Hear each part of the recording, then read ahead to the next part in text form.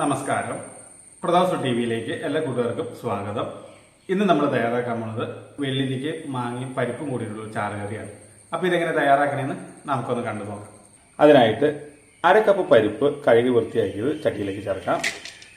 250 gram വെള്ളിരിക്ക ഇതുപോലെ ചെറിയ ചതുര കഷ്ണങ്ങളാക്കി അരിഞ്ഞിട്ട് 3 പച്ചമുളക് രണ്ടായി കീറിയത്, ഒരൽപ്പം കറിവേപ്പില, 1/2 ടീസ്പൂൺ മഞ്ഞൾപ്പൊടി,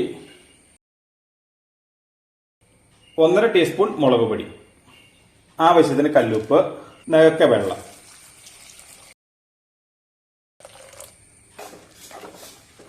ഒരു 1/4 വേവാവുന്നവരെ ഒന്ന് വേവിച്ചെടുക്കാം. പരിപ്പും വെള്ളിരിക്കയൊക്കെ നല്ലതുപോലെ വെന്ത് വന്നിട്ടുണ്ട്. അപ്പം ഇനി നമുക്കതിലേക്ക് അത്യാവശ്യം പുളിയുള്ള ഒരു മീഡിയം സൈസ് വലുപ്പത്തിലുള്ള ഒരു മാങ്ങ ചെത്തി ഇതുപോലെ ചെറിയ കഷ്ണങ്ങളാക്കി അരിഞ്ഞിട്ട് അത് ചേർക്കാം. നമുക്കൊരല്പം ചൂടുവെള്ളം കൂടി ഒഴിച്ചു കൊടുക്കും, കാരണം വെള്ളത്തിന്റെ അളവ് കുറവാണ്. ഇനി ചേർത്ത് കൊടുത്ത മാങ്ങയും കൂടി ഒന്ന് വെന്ത് വരട്ടോ. മാങ്ങ പെട്ടെന്ന് വെന്തോളും. 2 മിനിറ്റ് നേരം നമുക്ക് നിറച്ച് വെച്ച് വേവിക്കാം.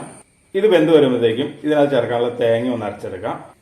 1 കപ്പ് തേങ്ങ ചിരകിയത് ചെറിയ ജാറിലേക്ക് ചേർക്കാം. ഇനി ഇത് അരയാൻ ആവശ്യമായ വെള്ളവും ചേർത്ത് നല്ലതുപോലെ ഒന്ന് അരച്ചെടുക്കാം. ഇതുപോലെ നന്നായി അരച്ചെടുത്തിട്ടുണ്ട്. ഇതിനി കറിയിലേക്ക് ചേർക്കാം. അപ്പോൾ നമ്മൾ ചേർത്ത മാങ്ങ നല്ലതുപോലെ വെന്ത് വന്നിട്ടുണ്ട്.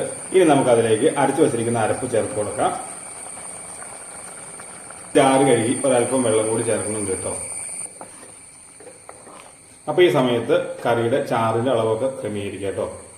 നമ്മുടെ കറിക്ക് ഒരല്പം ഉപ്പ് കുറവുണ്ട്, ഒരല്പം ഉപ്പ് കൂടെ ചേർത്ത് കൊടുക്കാം. നല്ലതുപോലെ ഒന്ന് തിളച്ചു വെക്കാം കേട്ടോ. കറി നല്ലതുപോലെ തിളച്ചു വന്നിട്ടുണ്ട്. ഇനി നമുക്കിതിലേക്ക് കടുക് തളിച്ചൊഴിക്കാം. ചൂടായ ചട്ടിയിലേക്ക് 1.5 ടേബിൾ സ്പൂൺ വെളിച്ചെണ്ണ ഒഴിച്ചു കൊടുക്കാം.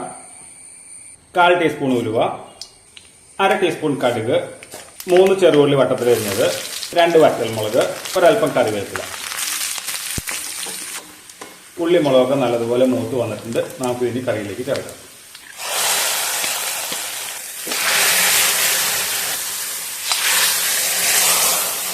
അപ്പോൾ നമ്മുടെ സ്വാദിഷ്ടമായ വെള്ളിരിക്ക് മാങ്ങി പരിപ്പും കൂടിയുള്ള ചാറുകറി തയ്യാറായിട്ടുണ്ട്.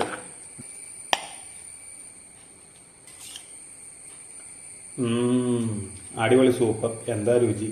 അപ്പോൾ തീർച്ചയായിട്ടും നിങ്ങൾ എല്ലാവരും വീട്ടിലൊന്ന് തയ്യാറാക്കി നോക്കുക. നിങ്ങൾക്ക് എല്ലാവർക്കും ഇത് ഇഷ്ടപ്പെടും.